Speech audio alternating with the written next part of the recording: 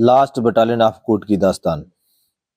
दोस्तों, पहला विश्व युद्ध चल रहा था। पूरी दुनिया बारूद के ढेर पर बैठी थी। भारत, जो उस समय ब्रिटिश शासक का गुलाम था, वो ना चाहते हुए भी इस युद्ध का हिस्सा बन गया। पंजाब, गढ़वाल और मराठा रेजिमेंट के जवानों को जहाजों में भरकर एक ऐसी जगह भेजा गया जिसका नाम भी शायद पहले उन्होंने कभी नहीं सुना था।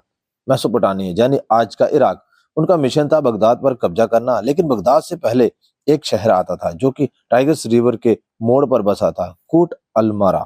भारतीय सैनिकों ने बहादुरी से इस शहर पर अपना कब्जा तो कर लिया, लेकिन 1915 की सर्दियों में तुर्की की ऑटोमन सेना ने पासा ही पलट दिया।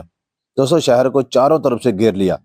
ये घेराबंदी इतिहास की सबसे लंबी घेराबंदी होने वाली थी, जो कि पूरे 147 दिन की दर्दनाक घेराबंदी थी। शहर के अंदर राशन खत्म हो रहा था और बाहर तुर्की की तोपें आग उगल रही थी। अंदर एक अजीब सन्नाटा और भूख थी, और यही इतिहास की सबसे बड़ी विडंबना ने जन्म लिया। जब अनाज खत्म हुआ तो ब्रिटिश अफसरों ने आदेश दिया कि घोड़ों और खच्चरों को काट कर खाओ, लेकिन भारतीय सैनिक, जो धर्म और अपने संस्कारों में बंधे थे, उन्होंने मना कर दिया। हिंदू और मुस्लिम सैनिक भूख से मरना स्वीकार कर रहे थे, लेकिन उस मांस को खाना स्वीकार नहीं कर रहे थे। जब तक दिल्ली के धार्मिक गुरुओं से फतवा और अनुमति आई कि जान बचाने के लिए जहर जायज है, तब तक बहुत देर हो चुकी थी। सैनिकों के पेट इतने सिकुड़ चुके थे कि जब उन्होंने जय मांस खाया तो उनके पेट ने उसे पचाया ही नहीं। सैकड़ों सैनिक गोलियों से नहीं, बल्कि भूख के कारण और भोजन से ही मर गए। दोस्तों, फिर आया वो काला दिन, 30 अप्रैल 1916, जब उम्मीद की आखिरी किरण भी बुझ गई। British commander major general George Townson ने आत्मसमर्पण कर दिया। लेकिन असली धोखा तो अब शुरू हुआ। जनरल टॉनसन के सम्मान में उन्हें एक आलीशान विला रहने के लिए दिया और उसके लिए उन्हें द्वीप भेज दिया गया।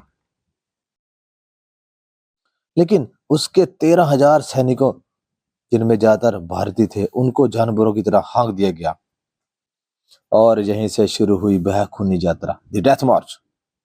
उन्हें कूट से बगदाद और वहां से तुर्की की अनातोलिया तक पैदल चलने का हुक्म मिला। सैकड़ों किलोमीटर का सफर, पैरों में जूते नहीं थे और शरीर पर फटी हुई वर्दी और सिर पर तपता हुआ रेगिस्तानी सूरज।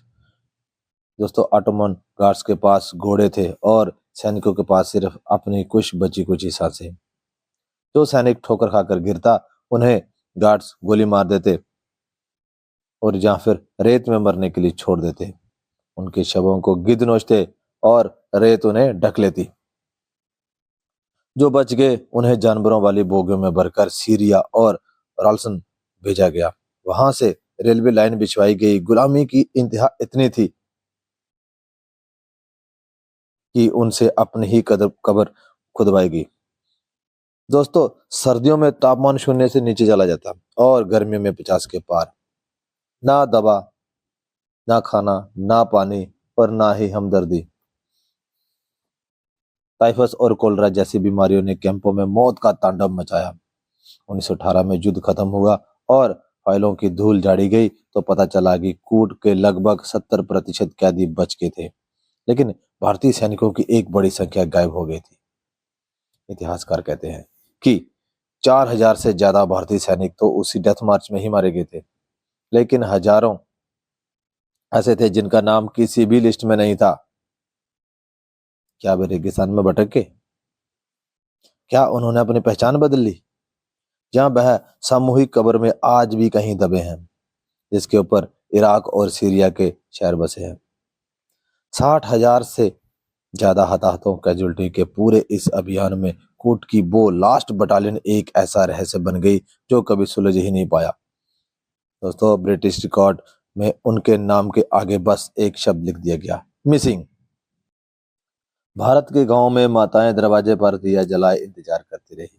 पत्नियां सिंदूर लगाए आस देखती रही कि शायद अगली चिट्ठी उनके पति की होगी, लेकिन दो अफसोस, वह चिट्ठी कभी नहीं आई। ना कोई मेडल मिला, ना कोई स्मारक बना। दोस्तों, बसरा के युद्ध स्मारक में हजारों नाम खुदे हैं, लेकिन उनके शरीर वहां नहीं है। वो तो बस एक नाम में बनकर रह गए। ये वो योद्धा थे जिन्होंने पराई जगह पर पराई जंग लड़ी और वफादारी की कीमत उन्होंने अपनी जान देकर चुकाई। अफसोस इतिहास की किताबों में वो पन्ना ही नहीं मिला जिनके वो हकदार थे। यह सच कड़वा है पर यही है, वह जंग के मैदान में नहीं हारे थे, उन्होंने शांति के समझौते में बुला दिया गया। और यही लास्ट बटालियन ऑफ गॉड की अधूरी दास्तान है। रेगिस्तान की रेत में दबी एक ऐसी चीख जो आज भी हवाओं में गूंजती है पर उन्हें सुनने वाला कोई नहीं। दोस्तों, अगर आपको भी लगता है कि इन वीरों की कहानी सभी भारतीयों तक पहुंचनी चाहिए तो इस वीडियो को ज्यादा से ज्यादा लाइक और शेयर करें और ऐसे ही रोमांचित वीडियो को देखने के लिए हमारे चैनल को सब्सक्राइब करें। जय हिंद।